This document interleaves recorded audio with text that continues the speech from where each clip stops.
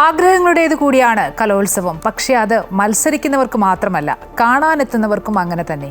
അത്തരമൊരു കഥയിലേക്കാണിനി. സംഘനൃത്തമാണ് വേദിയിൽ. നിറഞ്ഞ സദസ്സ് സാക്ഷിയാക്കി മത്സരങ്ങൾ.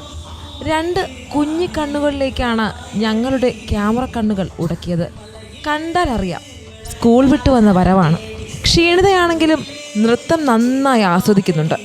മാറി മാറി വരുന്ന വേദിയിലെ പ്രകടനം കണ്ട് അതിശയവും അമ്പരപ്പും.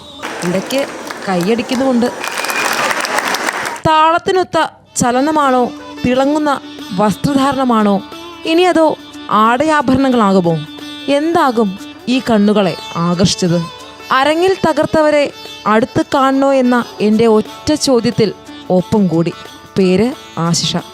സഹോദരിക്ക് കൂട്ടായി ഇരട്ട സഹോദരനും ഒപ്പം കൂടി. ഒരു കൂട്ടം നർത്തകരെ കണ്ടപ്പോൾ എൻ്റെ കൈവിട്ടവൾ ഓടി.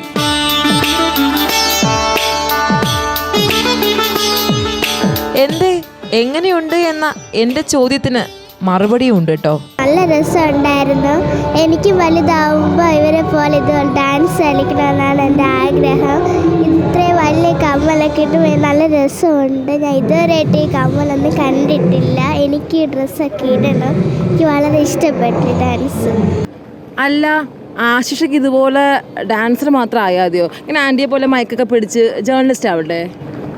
ചിലപ്പോൾ ഡാൻസ് ആവണം, അല്ലെങ്കിൽ ഇതുപോലെയാണ് ആവണോ? ഏതായാലും ആശിഷയുടെ ആഗ്രഹങ്ങളും അതുപോലെ തന്നെ ഇവരുടെ ആഗ്രഹങ്ങളും എല്ലാം പൂവണിയട്ടെ. ക്യാമറമാൻ വിഷ്ണുവിനൊപ്പം RS ഐശ്വര്യ, അമൃത ന്യൂസ്, തിരുവനന്തപുരം.